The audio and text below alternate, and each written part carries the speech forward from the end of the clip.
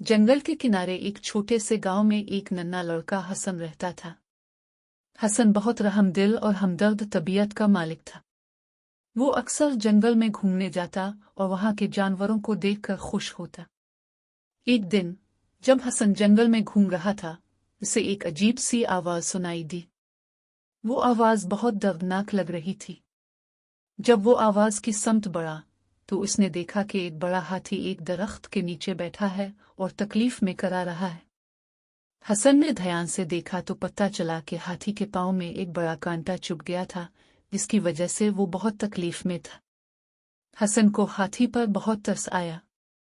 वो आहिस्ता आहिस्ता हाथी के करीब गया ताकि उसे डर न लगे। पहले तो हाथी घबरा गया, मगर हसन ने आहिस्ता से इसके सर पर हाथ फेरा और नरम लहजे में बोला, डरो मत, मैं तुम्हारी मदद करूंगा।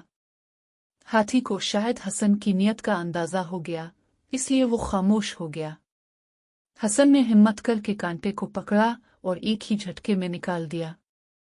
हाथी ने एक जोरदार आवाज निकाली, जैसे वो दर्द से चीखा हो, मगर अगले ही लम्हे वो सुकून में आ गया।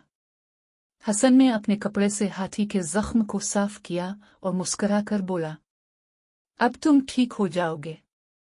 हाथी ने अपनी लंबी सूंड हसन के हाथ पर रखी, जैसे वो इसका शुक्रिया अदा कर रहा हो। फिर वो खुशी से खड़ा हो गया और जोर से चंगे उड़ा। हसन बहुत खुश हुआ कि उसने एक मासूम जानवर की मदद की थी। इस दिन के बाद हाथी और हसन की दोस्ती हो गई। जब भी हसन जंगल में आता, हाथी उसे दूर से देखकर खुशी से चिंघाड़ता और अपनी सूंड हिलाता। हसन कभी इसके लिए फल लेकर आता और कभी हाथी हसन को अपनी पीठ पर बिठाकर पूरे जंगल की सैर करवाता।